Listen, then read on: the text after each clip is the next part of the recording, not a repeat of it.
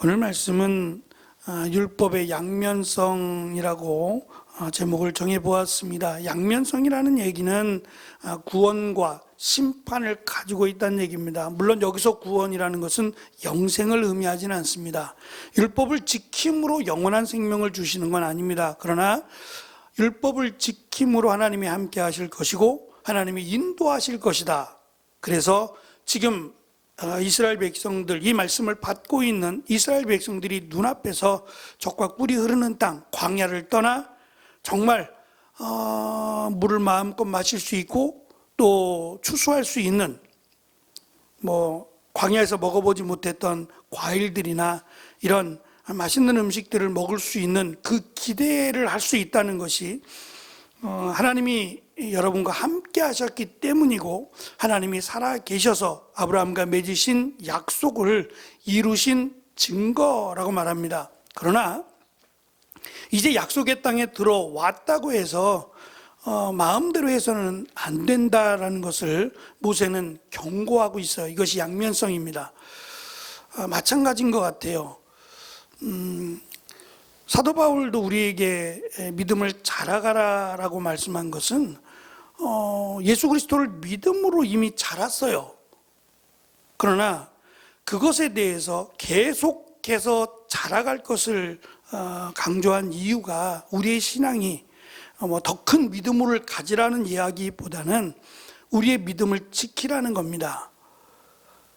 예수 그리스도를 믿는 그 믿음, 그 믿음의 언제가 우리의 최고점인지는 모르겠습니다만 그것을 향해서 우리는 계속해서 자라가지 않으면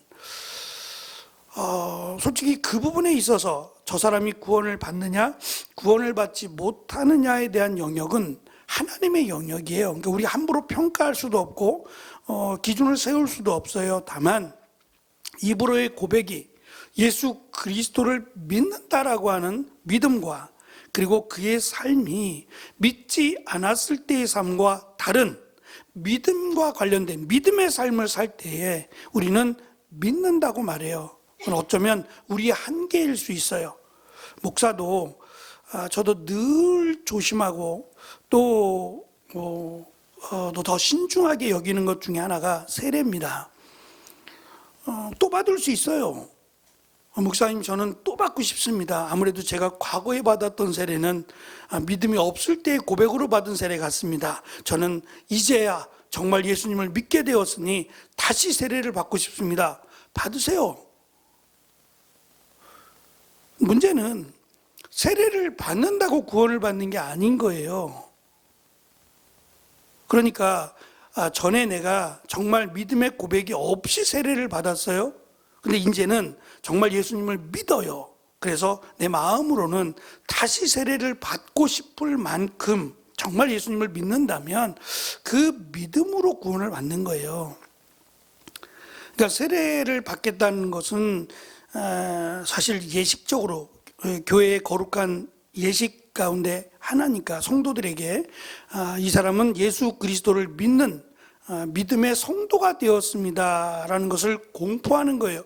이미 믿었고 세례를 다 받았는데 다시 세례를 받는다는 게 조금 모양새가 안 좋잖아요. 그러니까 세례를 전에는 너무 가볍게 그냥 휩싸여 누가 받는다고 하니까 그냥 받으라고 하니까 받았어요. 그럴지라도 더 중요한 것은 정말 예수님을 믿느냐라는 거거든요. 근데 그 믿음이 히브리서의 말씀은 이 마치 변할 수 있다는 것처럼 말씀하세요. 변할 수가 있는 게 아니라 믿지 않은 거예요. 믿는다고 말은 했지만 믿지 않은 거였어요. 정말 믿는다면 그것을 버리지 않아요. 포기하지 않는다고요. 정말 예수님을 믿는다면 어떠한 경우도 예수님을 포기하지 않습니다. 왜냐하면 성령이 우리를 위해서 말할 수 없는 탄식으로 기도할 뿐만 아니라 우리 안에 성령이 임하시는 거잖아요. 예수 그리스도를 믿음으로 하나님이신 성령님이 임하시는 거예요. 그렇기 때문에 우리를 내버려 두시지 않으세요. 그러니까 이러한 것을 우리의 눈으로는 참 조심스럽고 그래서 시간을 더 많이 갖고 정말 이 사람이 예수님을 믿는가에 대해서 몇 차례 점검을 하고 세례를 줍니다. 그럴지라도 그게 어쩌면 인간의 한계라고밖에 볼 수 없어요. 그러니까 끝까지의 믿음, 이것이 지금 이스라엘 백성들을 놓고 보면 여호수아부터 우리가 지금 새벽마다 살펴보는 호세아 선지자까지의 기간이 약 500년입니다. 지금 약속의 땅을 눈앞에 두고 있어요. 그 눈앞에 두고 있는 것에서 500년 뒤에 이스라엘은 포로로 끌려가요. 오늘 말씀에도 있듯이 포로로 끌려가고 고통 가운데 뿔뿔이 흩어지게 되고 남은 자가 얼마 없다라고 하는 말씀을 받게 돼요. 이것이 이스라엘 역사만을 다루고 있느냐? 그렇지 않죠. 반복되는 역사예요. 우리 역사도 마찬가지입니다. 우리가 하나님 앞에 하나님을 믿는다, 믿음에 섰다라고 말을 하지만 그것이 얼마든지 흔들릴 수 있다라고 하는 것을 우리는 기억해야 돼요. 그러니까 끝까지의 믿음이 중요하다. 그러기 위해서는 내가 하나님 앞에서 종교개혁을 일으킬 때 코람데오라고 외쳤거든요. 코람이라고 하는 말은 앞에서라고 하는 말이고 데오라고 하는 말이 하나님이에요. 그러니까 하나님 앞에서 나는 부끄럽지 않겠다라고 하는 슬로건을 걸고 종교개혁을 부르짖었어요. 이때 많은 믿음의 사람들이 죽었어요. 사실은 기존의 기득권자였던 이 교황청이라든지 그들에 의해서 죽임을 당했죠. 그렇게 해서 지킨 겁니다. 그렇게 해서 지킨 정말 우리가 정말 소중하게 여겨야 될 신앙의 정체성입니다. 왜냐하면 구원이 달려 있어요. 세상에서는 잘 되고 또 부자가 되고 명예를 얻고 여기에 많은 무게를 두고 나아가요. 그래서 데이터를 많이 내죠. 이렇게 하면 성공한다, 이렇게 하면 실패한다 등등. 그래서 매년마다 그 2024년, 2025년을 평가하고 진단하는 김난도 교수님을 비롯한 그 미래 개혁 그쪽에 관련된 분들이 책을 씁니다. 저도 매년 사서 보는데 앞으로의 동향이 경제적, 정치적 이런 동향들이 어떻게 흘러갈 거다라고 하는 예측을 하는 거예요. 실제로 그렇게 정말 이루어지는가는 조금 더 지켜봐야 되는데요. 어쨌든 많은 데이터들을 통해서 예측을 해나갑니다. 이것을 준비하라는 거죠. 앞으로 이렇게 바뀔 것이다. 준비하라. 그러면 실패할 확률이 적어질 것이다. 이런 얘기거든요. 그러나 신앙은 다릅니다. 신앙은 1대1 나와 하나님과의 관계고 내가 예수 그리스도를 믿지 않으면 나는 구원을 받을 수 없어요. 그럼 내가 이제껏 예수님을 몇십 년 동안 믿어온 것이 헛것이에요. 헛것입니다. 그래서 제대로 하나님을 믿어야 되고 제대로 예수 그리스도를 알아야 되고 믿어야 됩니다. 그러니까 이것이 교회의 사명이자 우리가 정말 놓치지 말아야 될, 그러니까 교회를 다닌다고 구원을 받는 건 아닐 수도 있다는 거예요. 좀 끔찍한 얘기 같지만 교회를 다닌다고 구원을 받는 건 아닐 수 있다라고 하는 점을 기억해야 돼요. 그래서 제가 이제 노예에 갈 때마다 어르신들도 많고 은퇴하신 분들도 있으니까 어르신들도 꽤 많아요. 젊은이들보다는 오히려 어르신들이 훨씬 더 많은 것 같아요. 그 어르신들을 볼 때마다 참 감사하기도 하고 때로는 안타깝기도 해요. 몇십 년 동안 교회를 섬겼고 또 믿음을 지켜왔는데 이 마지막에 가서 왜 꼭 이러한 결정을 내리셨을까라고 하는 안타까움을 주기도 해요. 그걸 다 알면 얼마나 좋겠습니까만 어쨌든 우리는 하나님 앞에서 이 구원과 관련된 이야기입니다. 구원을 받느냐 또는 심판을 받고 지옥을 가느냐에 대한 정말 우리의 인생에 있어서 가장 중요한 문제를 다루고 있기 때문에 우리는 이 부분에서 정말 심각하게 고민을 해봐야 돼요. 저도 늘 조심스럽게 언제든지 이 말씀이 하나님의 말씀이 되도록 하나님의 말씀만을 전하도록 더욱 힘써야 된다고 생각을 합니다. 최근에 뭐 어제 잠깐 뉴스를 보니까 최근에 그 영부인에게 뇌물을 줬다 그래서 저는 깜짝 놀랐어요. 목사가 나오더라고요. 목사가 어떻게 명품을 주죠? 그래서 좀 찾아봤어요. 이 양반이 누구냐 그랬더니 우리 교단이에요. 합동측으로 와 있어요. 그래서 제가 한번 봤더니 아우 이력서가 이렇게 많아요. 안양대학교를 나왔는데 안양대학교 신학교를 나오고 순서는 모르겠어요. 그냥 적어놓은 거에 의하면 미국 풀러 신학교를 나왔고 미주 장신대학교 대학원 나오고 미주 총신대학교 신학대학원 나오고 고려대학교 철학과 나오고 안양대학교 신학대학원 나오고 제가 이렇게 공부할 거면 나는 너무 짧은데 너무 공부 안 했는데라는 생각이 들었어요. 보통 목사님들은 만약에 정규대학을 나왔으면 신대원 3년밖에 공부 안 해요. 근데 3년의 공부가 저는 짧다고 생각하니까 목사님들이 더 공부를 해야지라고 하는 마음으로 공부도 하시고 그래요. 근데 이건 좀 지나치다 싶을 만큼 지금 몇 년 공부한 거예요? 거의 20년 가까이 공부를 했더라고요. 거기다가 2004년도에 미국에서 교회를 또 시작하셨어요. 7년 정도 교회를 하시다가 지금은 안 하시는 것 같아요. 안 하고 북한 사역 쪽으로, 그러니까 1990년도에 미국으로 가서 거기서 살면서 시민권자가 돼요. 한국 사람이지만 시민권자가 됩니다. 지금 나이가 61세예요. 63년생인데 목사도 아니고 그럼 목사 타이틀을 떼죠. 왜 목사라고 하죠? 그냥 북한 뭐 전문가 이렇게 하든가. 그리고 다 학교는 전부 신학교만 나왔는데 무슨 북한 전문가예요? 그것도 좋아요. 그것도 좋은데 이런 구설수에 오른다는 것 자체가 어떠한 내막인지 잘 모르겠어요. 누가 잘못됐다 잘했다를 떠나서 저는 목사니까 이 목사가 명품을 줬다는 것에 저는 이게 도대체 말이 되는가라는 생각이 드는 거예요. 기도해 준다 그러면 그럴 수 있어요. 목사니까 영부인을 위해서 기도해 줄 수 있죠.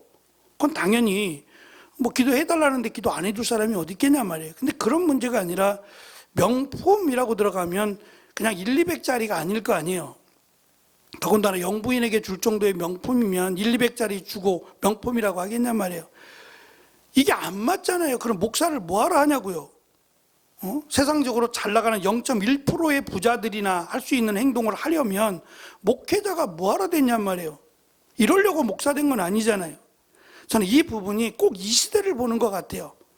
정말 타락했던 시대, 우리가 호세아를 통해서 예레미야서를 통해서 계속해서 살펴보는 정말 부패하고 타락해서 냄새날 정도로 하나님이 심판하셔야 될 정도로 타락했던 시대와 뭐가 다를까라는 생각이 들었어요. 그래서 더 정신 차려야겠다 뿐만 아니라 교회도 우리 성도들도 더 하나님 앞에서 정신 차리지 않으면 나도 이 문화에 이런 흐름에 휩싸일 수 있겠다. 그래서 율법이라고 하는 것을 하나님이 주셨어요. 선을 그어주신 거죠. 이 선은 넘어가지 말라고 선을 그어주셨는데 그게 많지도 않아요.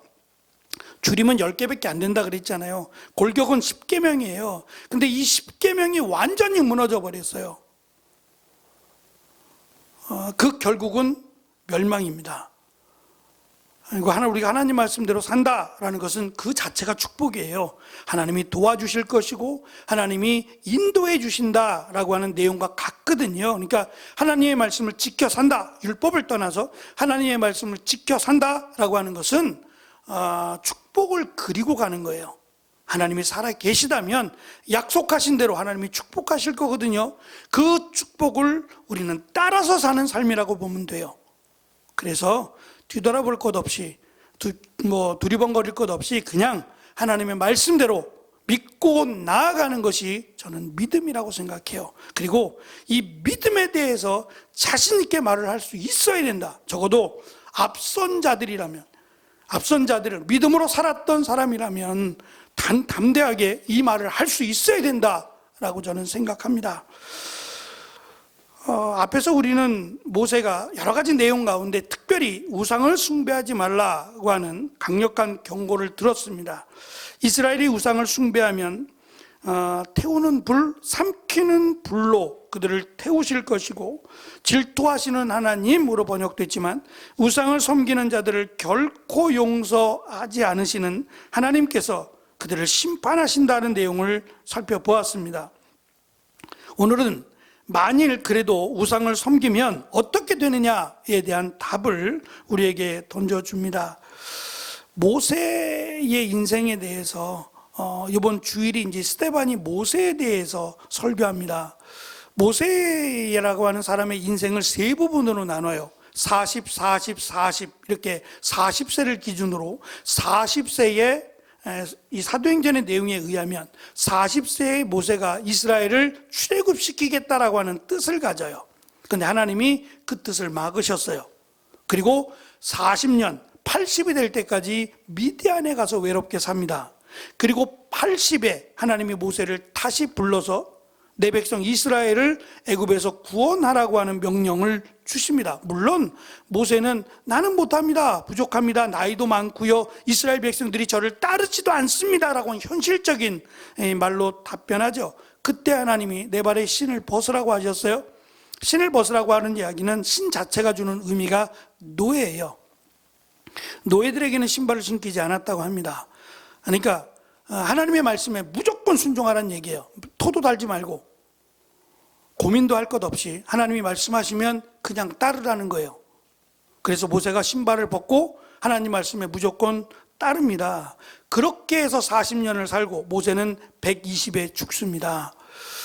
이렇게 120년이 안에 되는 인생을 40년으로 끊어서 설명하면서 모세는 하나님이 잘 사용하신 사람으로 설명을 해요. 반면에 이스라엘 백성들은 80부터 모세와 함께 있던 40년의 이스라엘의 모습은 어땠냐는 거예요. 하나님을 거역했고 모세를 거역했어요.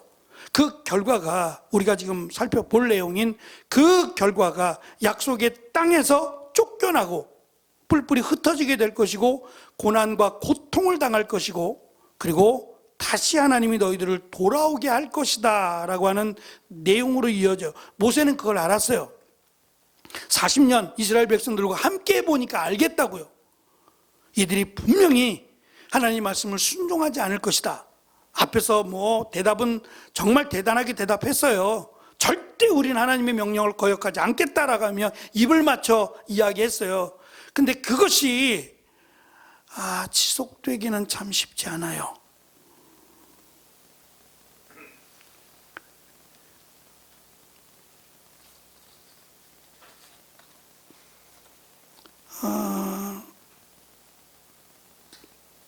최소한 사랑하는 사람들이 제가 어제도 이제 끝나고 수요일이죠. 수요일 끝나고 가면서 아내한테 그 얘기를 했어요. 혹시라도 내가 하나님이 기뻐하시는 이런 말이나 또는 행동을 하면 정신 좀 반짝 차리라고, 정신 번쩍 차리라고 얘기를 해달라고.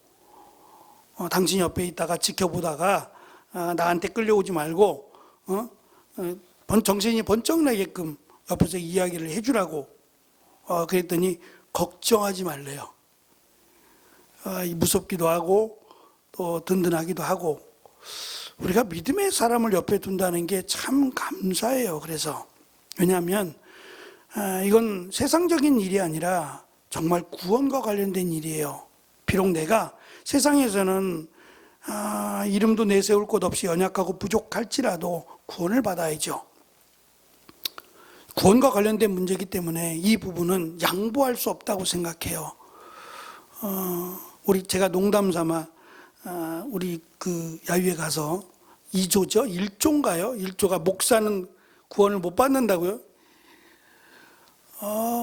구원 못 받는다는 게 아니라 못 받을 수 있다는 거죠. 목사라고 해도 구원 못 받을 수 있어요. 이 부분을 기억해야 돼요. 누구도 예외일 수 없습니다. 목사처럼 열심히 하는 사람이 있어요. 하나님 앞에서 목사처럼 정말 많은 시간을 하나님의 일을 감당하는 사람이 어디 있겠냔 말이에요. 그럼에도 불구하고 못 들어간다면 이건 뭔가 잘못돼도 단단히 잘못되지 않았을까요? 그게 하나님 앞에서 하나님이 평가하실 이야기거든요. 그러니까 우리가 그 부분을 기억하고 정말 내가 하나님 말씀이에요. 이거는 하나님의 말씀은 변하지 않아요. 그 변하지 않는 하나님 말씀 앞에서 내가 살아가지 않으면 정말 두렵고 떨리는 마음을 가져야 된다라는 것을 이 말씀은 우리에게 강조합니다. 모세가 생각하는 미래는 자손들에게도 언약을 가르쳐야 한다라고 하는 권면과 아무리 많은 세월이 흐른다고 해도 이스라엘 자손들은 시내산에서 하나님과 언약을 맺었던 그들의 선조처럼 하나님의 계명, 하나님의 율법을 지켜야 된다라고 하는 것을 강조합니다. 이스라엘 자손 대대로 언약을 준수하는 것이 매우 중요한 또 한 가지 이유가 있는데, 이스라엘이 가나안에 정착한 후에 접해야 될 가장 큰 위협은 이스라엘 백성들은 처음 이제 나라를 세워가는 일인데 이미 나라를 세워갔던 그들의 문화에 이스라엘의 정체성이 무너진다는 거예요. 주변의 국가들은 신이 많았다 그랬어요. 여러 가지 다양한 신, 이름도 알 수 없는 다양한 신들을 섬겨왔어요. 하늘의 신, 바다의 신, 땅의 신, 나무의 신 등등의 많은 신들을 섬겨왔어요. 그게 어찌 보면 당연한 거라고요. 우리는 안 그랬나요? 저도 어릴 적 기억이지만 할머니가 교회 나오기 전에, 할머님이 교회 나오기 전에 정화수에 물 떠놓고 정화수에 물 떠있고 비나이다를 본 기억이 지금도 생생해요. 그 시루떡 만들어 놓고 시루떡을 집에서 쪘어요. 그걸 뭐라 그럽니까? 시루떡 찌는 걸 뭐라 그래요? 시루라 그래요? 거기다가 밀가루 이렇게 반죽해가지고 돌돌돌 말아가지고 이렇게 붙여놓고 공기 새지 말라고 바람 새. 그 기억도 나요. 어릴 적 기억인데 말이에요. 그 달 보고요. 보름달 보고 했는지 모르겠지만 달 보고 비나이다. 그게 우리나라의 모습이었어요. 근데 이렇게 변한 것이 정말 은혜고 축복이죠. 저희도 저라고 했었으니까. 근데 지금은 이제 다 사라져 버렸어요. 다 사라져 버렸고 이 신앙이 자자손손 흘러가기를 간절히 바라고 소망합니다. 그러기 위해서는 내가 먼저 정말 하나님 앞에서 단호하고 담대한 믿음을 가져야겠다라고 하는 생각도 가져봅니다. 이 주변 국가들로 인해서 흔들려 버려요. 그래서 하나님은 이 말씀이 언제나 그랬던 건 아닙니다만 이스라엘 백성들이 가나안 땅에 도착했을 때까지만 해도 주변 국가들과 가족이 되지 말 것을 분명히 말씀하셨어요. 그들을 무시해서가 아니라 그들이 하나님을 믿지 않기 때문에 이스라엘 백성들의 정체성을 세워주기 위한 하나님의 계획이었어요. 그런데 이게 언제 그랬냐 싶게 그냥 그들을 가족으로 삼고 그들의 문화 속에 빠져들어가는 이스라엘이 되고 말죠. 만약 이스라엘이 언약에 따라 살지 않으면 하나님 스스로 그들을 약속의 땅에서 내치고 열방을 흩으실 것을 26절과 27절은 경고합니다. 문제는 이 경고대로 이루어졌다는 거예요. 그렇다면 지금도 유효합니다. 지금도 유효해요. 그러니까 내가 하나님 말씀대로 살아가고 있는가를 자주 점검해 봐야 될 것 같아요. 자주 점검해 봐서 내가 놓치는 것은 없는가를 확인하는 게 지혜라고 생각합니다. 모세는 이스라엘이 가나안 땅에서 실패할 것이라고 하는 것을 두 번에 걸쳐서 강조합니다. 26절은 반드시 곧 멸망할 것이다, 반드시 망할 것이다 라고 하는 강조를 합니다. 이스라엘이 불순종하면 약속의 땅에서 쫓겨날 것은 기정사실이라는 점을 강조하기 위함이죠. 이 과정에서 수많은 사람이 죽임을 당할 것이고 흩어져 사는 사람의 숫자가 적을 것이다 라는 것도 강조합니다. 창세기부터 신명기까지 오경은 이스라엘이 가나안 땅에 사는 것이 조건적이라고 하는 사실을 누누이 강조해 왔어요. 그러니까 들어오면 끝나는 게 아니라 쫓겨날 수 있다는 거예요. 쫓겨날 수 있다, 노예가 될 수 있다라고 하는 것을 계속 강조해 왔습니다. 그 예로 출애굽 1세대가 하나님을 믿지 못하고 우상을 섬김으로 가나안 땅에 들어가지 못합니다. 심지어 모세도 약속의 땅에 들어가는 것을 허락하지 않으셨어요. 모세는 설교를 시작하면서 오직 하나님의 말씀에 순종해야만 가나안 땅에 입성할 수 있다라고 했고, 들어가서도 순종하지 않으면 쫓겨날 것이다 라고 경고했습니다. 이스라엘이 불순종하면 약속의 땅에서 쫓겨날 것이라고 선포한 다음 하늘과 땅이 증인이 된다라는 말씀을 하셨어요. 두 가지 의미가 있는데, 훗날 이스라엘이 여기에 기록된 경고에 듣지 못했다라고 변명할 때에 하늘과 땅이 선포된 경고의 사실성을 증언한다라고 하는 의미인데, 이건 조금 아닌 것 같고, 두 번째, 이스라엘이 언약대로 살지 않아 하나님께로부터 벌을 받을 때 하늘과 땅이 그들에게 재앙을 내리는 통로 역할을 한다라고 하는 의미가 더 저는 맞다고 생각해요. 밑에 있는 말씀입니다. 11장 17절에서 하실 말씀인데 같이 읽어보겠습니다. 시작. 너희가 다른 신들을 섬기면 여호와께서 여러분에게 노하셔서 하늘을 닫으시고 비를 내리지 않으실 것이요, 그러면 땅에서는 식물이 자라지 않고 여러분은 여호와께서 주신 저 좋은 땅에서 죽게 될 것이요. 이스라엘이 하나님을 배반하면 심판을 받아 타국에 끌려가야 하는 것이 언약의 일부인 것처럼, 언약은 하나님께 회개하는 자를 회복시켜 주실 것을 조항으로 달아놨어요. 이것이 얼마나 큰 은혜인지 모르겠어요. 나를 대적하면 심판이다로 끝나지 않고 한 가지 더 돌아오면, 하나님을 찾으면 힘들겠지만 만날 것이다 라고 하는, 근데 사실 힘들지 않아요. 그러니까 이렇게 강조하고는 있지만, 우리가 탕자의 비유에서 본 것처럼, 예수님께서 말씀하신 내용처럼 아버지를 떠나 나가서 정말 죽을 고생을 하죠. 짐승과 함께, 돼지와 함께 주업 열매를 먹을 만큼 타지에서 아주 고생을 하고, 내가 돌아가서 아버지의 품꾼의 하나로 살겠다라고 다짐하며 돌아오는 아들을 매일같이 나가서 기다리는 아버지를 성경은 기록해요. 한번 생각해 보세요. 오늘 나갔는데 안 왔어요. 내일 나갔는데 안 왔어요. 요즘 같으면 전화가 되니까 그렇더라도 매일같이 나가서 기다리는 아버지를 자식이 이해할 수 있겠어요? 저는 이건 부모만 이해할 수 있어요. 부모가 돼봐야, 자식을 키워봐야 이 마음 이해가 될 거예요. 그래서 하나님의 사랑을 설명할 수 있는, 그나마 하나님의 사랑을 설명할 수 있는 것이 부모의 사랑이에요. 자식은 부모의 사랑을 다 이해할 수 없어요.